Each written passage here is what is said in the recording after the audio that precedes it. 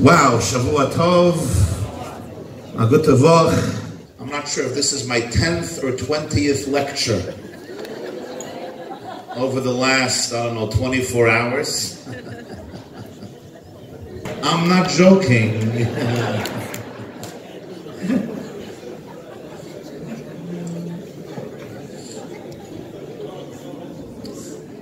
So, this fellow is sitting in the lounge in the airport, sipping a nice coffee, reading a newspaper, and he sees a profile of a woman who was actually dressed as a flight attendant, and she's making herself a cup of tea, and he takes a quick look or glance, and he likes what he sees. So he wants to, kindle some type of connection, ignite some type of conversation. But he decides he'll do it in a classy way. After all, he's a sophisticated Jew. He likes to do things classy, style, fashion. He's not just going to want to say, he's not going to tell you want to talk to me? No. So he decides to actually use the motto of the airlines, the slogans of the airlines, trying to guess which airline she works for. So first he assumes she's probably United. So he turns to her and he's like, "Fly the friendly skies of United." She takes a look and gives him a really dirty look. So he thinks to himself, okay, it must be American. "We know why you fly. We're American Airlines." Another dirty look. He thinks she must be JetBlue. He's like, "Comfort first." Another really dirty look. It's like, okay, Delta. "We aim higher." She turns around. She says, "Do you know you're a sick man? You're insane. You're crazy. You're obnoxious. You're rude. You're repulsive. You're abominable. And you're disgusting." He says, El Al.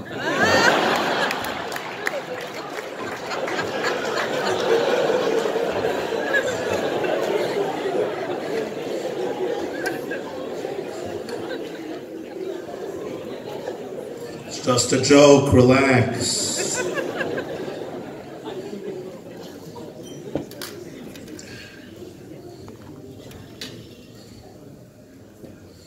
We are known as an argumentative people. 3 Jews, 19 opinions is not a cliche. In Hebrew, our greetings attest to the fact that we love a fight. You greet a Jew, you say Shalom Aleichem. His response is Aleichem Shalom. Exact opposite. Imagine in English, good evening, evening good. How are you? You are how? What's up? Up what's? The guy is nuts. But in Hebrew we do it all the time. Shalom Aleichem, Aleichem Shalom. Why not Shalom Aleichem? Shalom Aleichem. Answer, because when 2 Jews meet, even as they greet each other, they have to disagree. Shalom Aleichem, nah, you got it all wrong. It's exactly the other way around. Now that we established that we know how to argue, now maybe we can have a peaceful conversation. There's a fellow, you may have heard of him, a great Kabbalist. His name is Jacobson. He's the guy who repeats most of my jokes. So he once told me, he says, when 2 Jews meet, if within 3 minutes they don't establish a family relationship, one of them is not Jewish. Your mother-in-law's first cousin is somehow connected to me, but there's a relationship. I would add, if two Jews meet, if within a few minutes they're not disagreeing, one of them probably is not Jewish and needs to convert. Which, of course, becomes so much more emphatic when you move in with another Jew. You move in. And by the way, I once asked a young Jewish fellow, Rabbi Akiva spoke about intermarriage a lot. I said, why do you want to marry out? He says, I don't want somebody to always argue with me. I just want somebody to agree. That's why a lot of these Jewish guys, they love these Korean women, Japanese women. You know? Yeah. They don't know about mink coats. They don't know about going out to a restaurant every night. And they think their husbands are close to God. And it's like, he told me, with a Jewish wife, it's like the question, do you have a right to exist? It's like, forget about God. Somebody once asked Rabbi Adin Steinsaltz at a dinner in Manhattan if Mashiach is going to be a man or a woman. He said, a man. She said, that's horrible. That's male chauvinistic. Why can Mashiach be a woman? And his response was, women today control everything. There's still one thing that men have, Mashiach. You got to take that away from them? Just let them hold on to that one little thing that Mashiach is going to be a guy. Come on. So, in the culture of argument, marriages often experience stress and duress. So here's a little Jewish trivia. EMET is about education. So let's do a little Jewish trivia, okay? And whoever knows the answer gets an extra, I'm not going to tell you what. Where's the first time the word love, ahava, is mentioned in the Torah? The first time love is mentioned. Somebody loves somebody else. Avram and Sarah, you would think so, but it doesn't say anywhere that I'm sure Abraham and Sarah loved each other. It doesn't say it. That's the 6th time. Rachel and Yaakov, good answer, but you're going to number 6. I'm looking for number 1. Yitzchak to Rivka is number 2. I'm looking for number 1. Very good, very good. Extra sushi for him.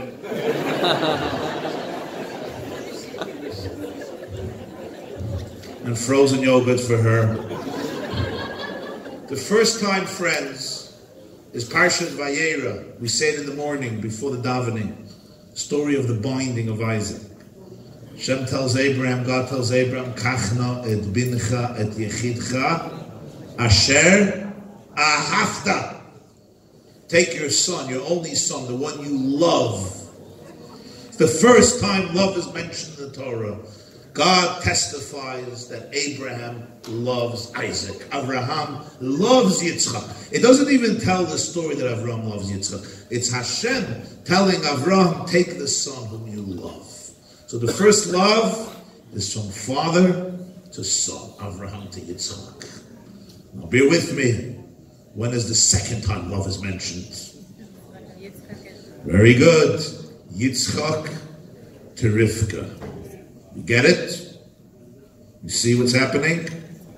Who is the first one who is loved? Yitzchak. Who is the first one who loves? Yitzchak. Avraham loves Yitzchak. Yitzchak is the first recipient of love. And then he goes ahead and he loves his wife, Rivka. That's the second love. What's the third time love is mentioned? Very good. Very good. Rivka loves her son Yaakov as Yitzchak loves his son Esau. And then you move on and Yaakov loves his wife Rachel. So you see, he who is loved is capable of loving. Yitzchak is loved, he can love Rivka. Rivka is loved, she can love her child. Her child is loved, he can love his wife. He or she who is loved is capable of loving others. But what if you're not loved? It's hard to love others. You don't know what it is. And here is one of the greatest issues that so many couples have. And it reminds me of that anecdote. There was this fellow. He was a real not Bukharian type of character. Okay? I'm not going to tell you what he was. He wouldn't fit into the culture. Over Shabbos, I fit in not badly. But he would not fit into the culture. I'm not converting, but I fit in not badly. Georgia, not too far. Uzbekistan, I come from Georgia. Kutayis and Bukhara and Georgia, not too far, but boundaries. Which couples need to. So this fellow, on planes, there's aisles, windows. He calls up the airline. He's flying on Swiss Air. And he wants to fly, and he arranges for himself an aisle seat. An aisle for him is very, very important. And he was a Swiss fellow too. A week before, he calls up again to confirm he has an aisle seat. Yes. A day before, he calls up again. Yes. An hour before he leaves the airport, he calls up again to confirm he has an aisle seat. Imagine the horror when he gets onto the airplane. He comes to his seat, and he has a window seat. He is furious. Furious. He lands in New York, calls his wife, and says, I am going to sue them, those lowlifes. I booked a ticket 6 months ago, aisle seat. I confirmed 2 weeks ago, a week ago, a day ago, this morning, aisle. In reality, they gave me a window, those lowlifes, sick people. His wife says, darling, why didn't you just ask the person in the aisle to change with you? He says, because that seat was empty.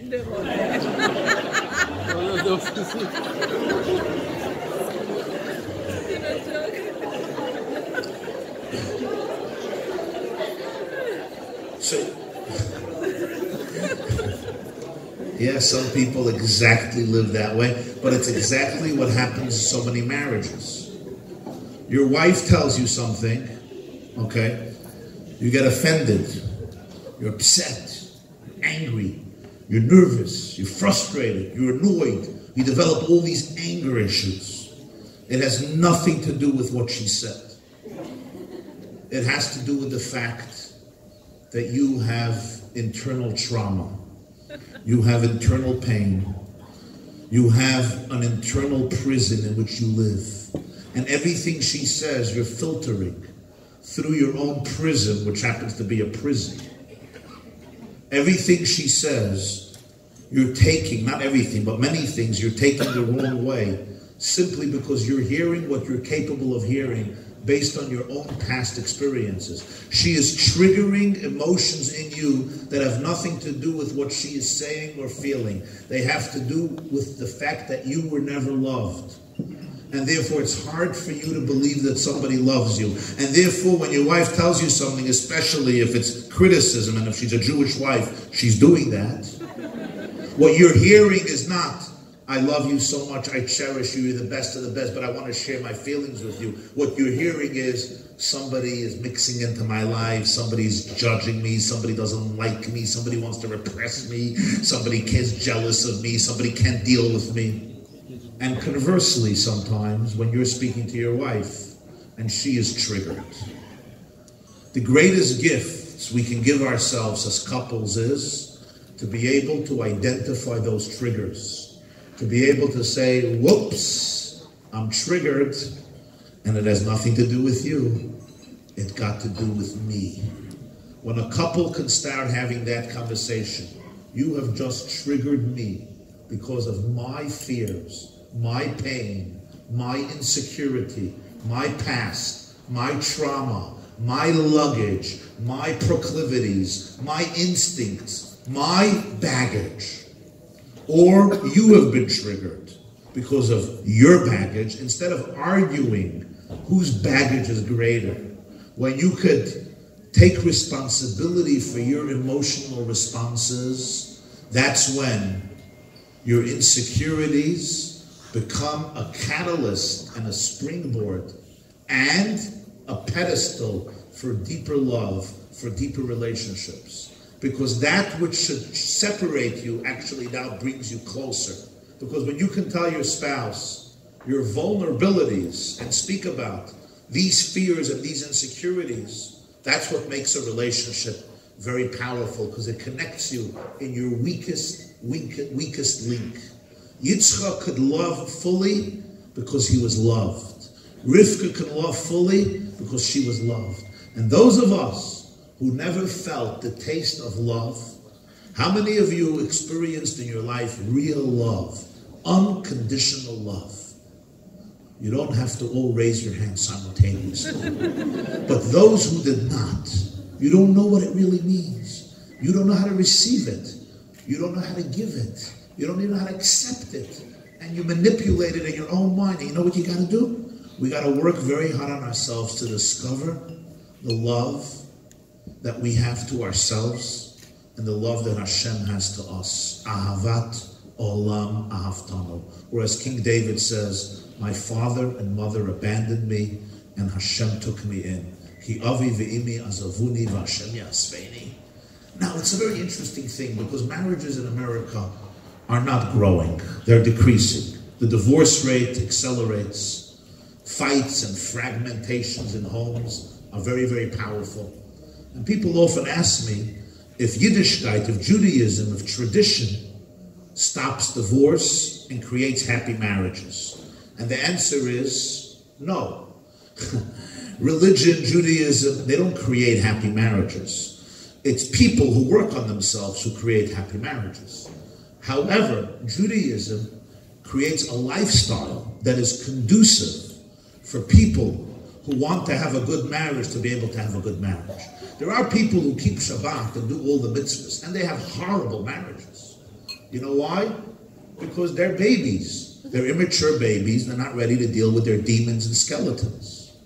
So it's not like if you keep Shabbat and you put on tefillin and you go to shul for Mincha Ma'ariv, suddenly, miracles, your marriage becomes a beautiful marriage. It's not true. Some Jews are running away to shul because they don't want to be home. It's a great excuse. Mincha, Ma'ariv, Daf Yomi, Eloif. Where are you going? Work out the issues. Religion can become an excuse for everything. That's the fact. If you're not a mensch, you know what a mensch is? They say a mensch in Bukhari. Okay, it wasn't for me, it was for you. I don't care how religious you are. If you're not a mensch, nothing is going to help. You know why? God will become part of your abuse. God will become part of your dysfunction. We have to work on ourselves. You have to refine your ego. I have to challenge my demons, skeletons, trauma, fears. That's what Judaism is. That's what Torah is. I have to make a puncture in my fears, my insecurity. I have to feel wholesome. And then the lifestyle of Judaism becomes conducive for a couple that wants to grow. And when somebody can live that way, then even today in 2019, you can have a beautiful, stunning, amazing, romantic, affectionate, incredible, real Bukharian marriage. And you know, my friends, and the fact remains, that so much of Yiddishkeit, of Judaism, is built around the structures. It creates the structures that allow for relationships, for communication. Take the miracle of Shabbos. The miracle of Shabbos when he can't use his iPhone for 24 hours. The miracle of Yiddishkeit that allows people to sit with themselves, to be introspective, to spend time on focusing on higher values. The miracle of mikveh, which allows space in a marriage. I was speaking in San Francisco about mikveh, about relationships. Interesting. And So they asked me, what's this strange thing that Jews do, So I said this, there are two types of marriages. There's a fire marriage and there's a water marriage. The difference is this. You could raise your hand when I describe yours. Fire marriage is fire, nuclear energy. Nuclear energy. But when you get into a fight, oh my God. It's explosive on every level. And then there's a water marriage. Costco, I call it a Costco marriage. It's calm. It flows like a nice river, a lake, No major explosions. In the positive and the negative. It's like a friend, I don't know. It's like a business friend. Every couple I know wants both. Every couple I know, you want fire, passion. You also want water, calm, relaxed. There's one problem. Nobody in history ever invented a method to bring together fire and water. If there's fire, there's no water. If there's water, there's no fire. What do? Came the Torah 3,500 years ago, and God said, I'll tell you how to do it. 2 weeks, fire. 2 weeks, water. 2 weeks, fire. 2 weeks, water. 2 weeks, I want to see the fire. Think Iran is going nuclear? But 2 weeks, I want the water. Got to learn to talk, to communicate, to share what's going on, boundaries, space. Kotzker Rebbe said, ich bin nicht, weil du bist du, und du bist du, weil ich bin nicht dich, und du bist nicht du. Ich bin nicht, weil ich bin nicht, und du bist du, weil du bist du, bin ich, und du bist du. Translation of Bukharian. I mean in English. If I am I because you are you and you are you because I am I, then I am not I and you are not you. But if I am I because I am I and you are you because you are you, then I am I and you are you. And now we can begin to schmooze. I am I and you are you. Space, boundaries, respect, fire and water. This recipe of Yiddishkeit 3,500 years ago is still working wonders. It's still allowing every Jewish couple that follows it to remain fresh, vibrant, alive. It allows men to learn boundaries. It allows women to feel self-respect. And it allows a couple to be able to grow with that healthy balance of closeness and distinctiveness. We're one, and we're also distinct people. Always bless grooms and brides. I tell them, you're like a letter in this, your letters in the Torah. I want to bless you that your 2 letters should be close enough that we should see that you're part of one word. But it shouldn't be so close that the 2 letters touch each other and there's no space around the letter which disqualifies a Torah. Every letter has to have space around it from all sides. It should be close enough to be able to see your one word, but not so close that the 2 letters eclipse each other and one doesn't see that there is separateness. And here we are tonight, celebrating the incredible success of this Jewish organization, EMET, which Mamish watches every week another Jewish couple getting formed, another engagement, another wedding happening every single week. Incredible.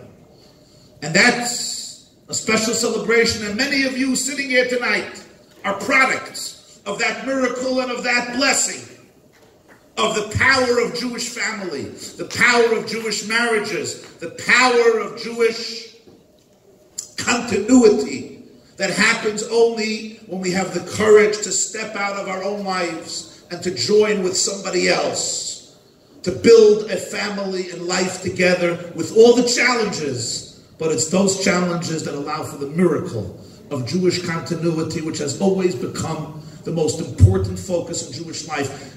People always ask, why are Jews still here? And the answer is because we always remained young. Why did we always remain young? Because our focus was always the young, the children. A nation that focuses on the young remains young, and that's the reason why when you ask a question, where's Pharaoh? Where's Nebuchadnezzar? Where's Titus? Where's Haman? Where's Stalin?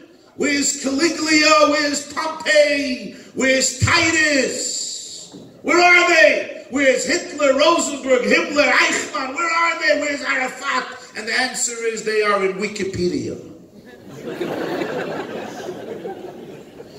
We are the Jews. And the answer is we created Wikipedia. Together with Google, Facebook, and Instagram. And if you want,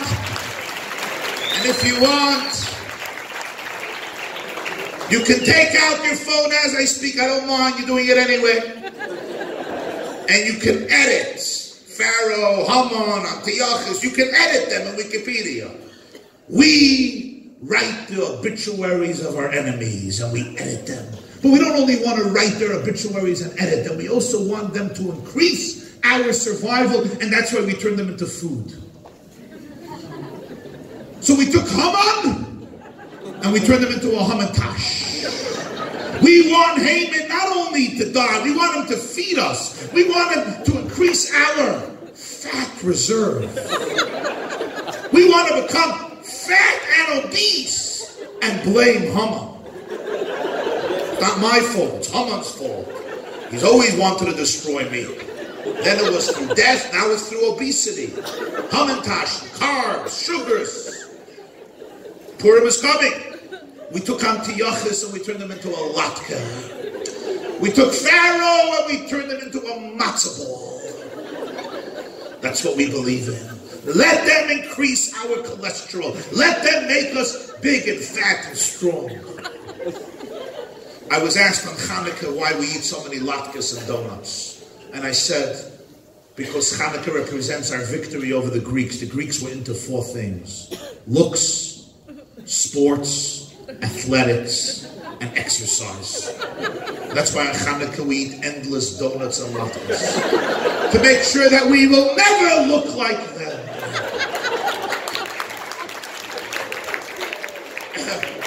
I didn't know how right I was till I had Bukharian food this Shabbos. So this is how it works. This is how it works. I grew up in a home. 2 courses, 3 courses. 4 courses is already beyond. Okay, I came very hungry to Queens. I was starving, yeah? They served the first course. I mamish finished it completely. I left nothing. I was starving. Second course, I still had place. I always make place for the second course. Third course, I always make place for the third course too. By the time the third course was over, I expected this is it. We're going to go bench. Welcome to Bukhari and Shabbos. 4, 5, 6, 7, 8, 9, 10.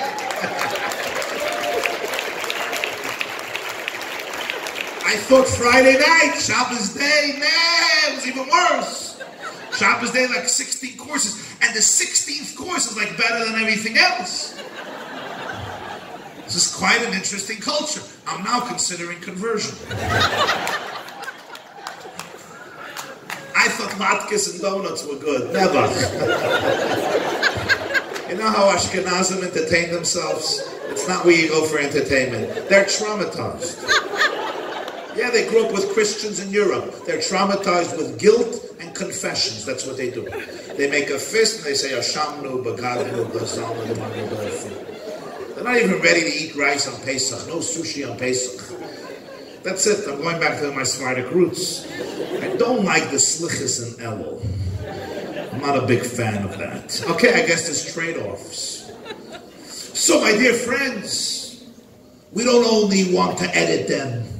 We want to eat them. We want to consume them. We want them to become part of our identity. But the truth is, If you look around this room, you'll see one of the greatest miracles of Jewish survival. And I'll tell you exactly what I mean. Many of you or your parents or your grandparents, come from a certain part of the world, which you know very, very well about. And a few summers ago, 2 summers ago, I went to visit the former Soviet Union, which of course included all of the 11 branches of the former USSR. And I experienced this incredible feeling. The incredible feeling was exactly this.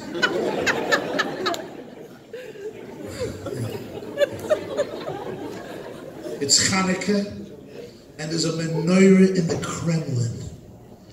And there's 2,000-3,000 people observing the kindling of the menorah by the rabbi, singing Mos Sur Yeshuati, lighting the menorah, a few yards away from the mausoleum where they lay the 2 corpses of Vladimir Lenin and Joseph Stalin. And I'm thinking to myself how they must be turning over, I'm not going to say in their graves, but how they must be turning over in the Kremlin. Lag BaOmer, 5,000 Jewish kids marching in the Kremlin, screaming Shema Yisrael, Adonai Eloheinu, Adonai Echad, in the center of the regime, which made its focus for 70 years to obliterate every last vestige of God, every last vestige of Judaism, every last vestige of Torah. There was a communist teacher who turned to her class and she said to them, "Do you see the building outdoors?" They said, "Yeah." "Do you see your nose?" "Yeah." "Why?" "Because it exists." "Do you see the classroom?" "Yes." "Why?" "Because it exists." "Do you see my eyes?" "Yes." "Why?" "Because they exist." "Do you see the door?" "Yes." "Because it exists." "Do you see the floor?" "Yes." "Because it exists." "Do you see God?" "No." She says, "You know why? It doesn't exist." Silence in the room. A Jewish kid gets up and says, "Friends, comrades, do you see our teacher's nose?" "Yes, because it exists." "Do you see her forehead?" "Yes, because it exists." "Do you see her cheeks?" "Yes, because." "Do you see her brains?" "No." "You know why? Because they don't exist." The other day, there was a Russian history teacher in a Chabad school in Ukraine. Okay, listen to this. And she was a commie. And she says to the students, "What's the most important event of 1799?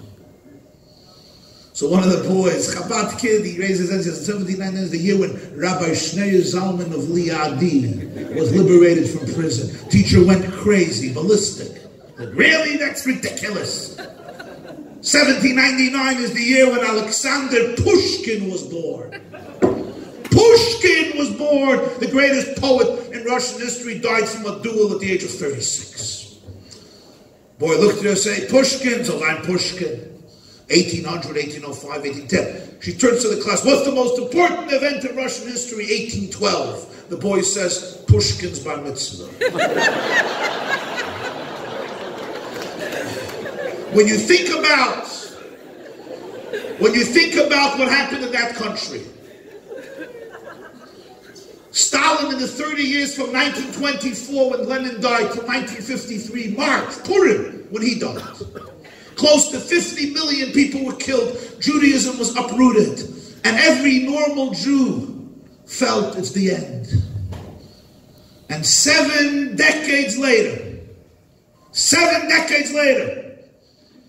you go back to that place and you see hundreds of shuls, camps, programs, Jewish events, and then you come here tonight and you see that people who left that country, left Uzbekistan or other regions of the USSR and came here, and Yiddishkeit is living and breathing and vibrant. I ask you, my dear friends, if this is not a miracle, what is a miracle?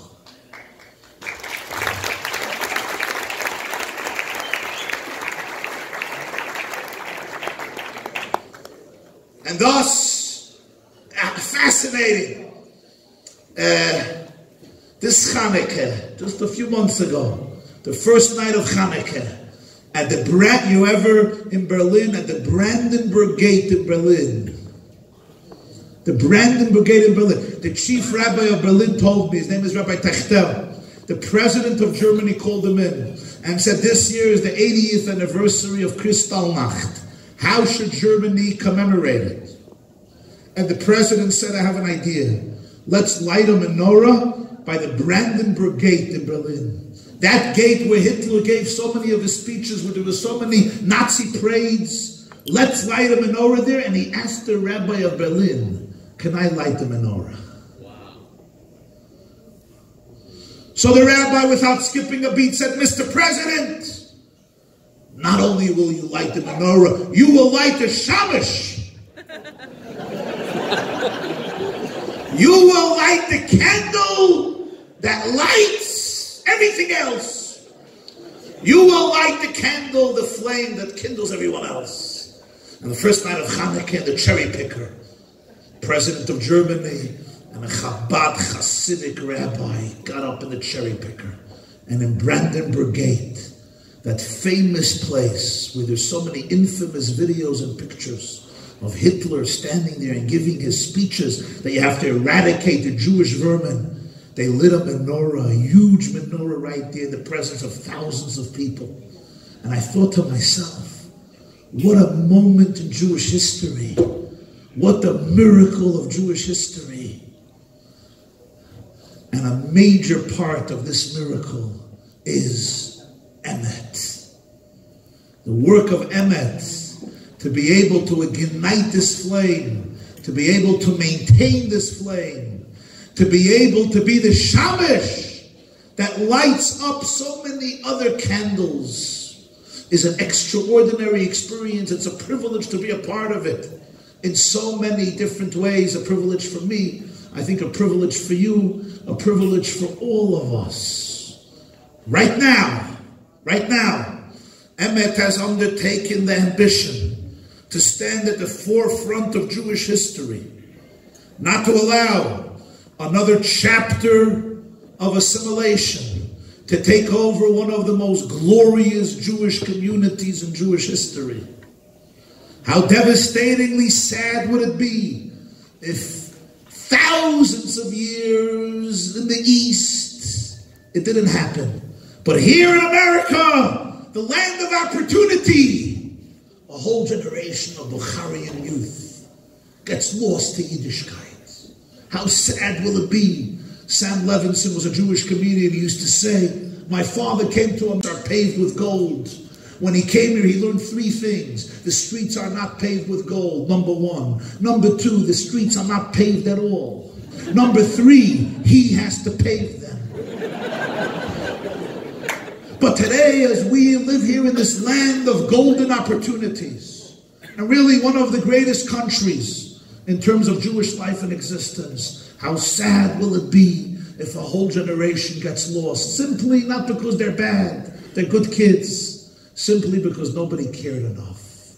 And that's why I, for one, on behalf of all of the Jewish people the world over, you ask me, how do I speak on behalf of all the Jews? Every Jew speaks on behalf of all the Jews. It's called chutzpah. Rabbi YY is no different. I also have chutzpah. On behalf of all the Jews the world over, all of us, we salute EMET.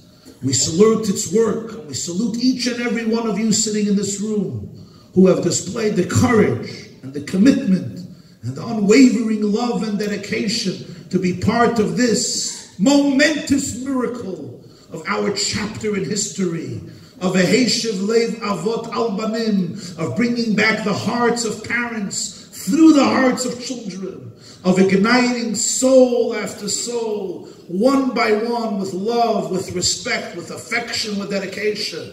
May you have tremendous bracha v'atzlacha, this work. May Hashem dwell in the work of your hands, and may you complete this work as all of the Jewish people experience our ultimate redemption speedily. Amen. Thank you very much.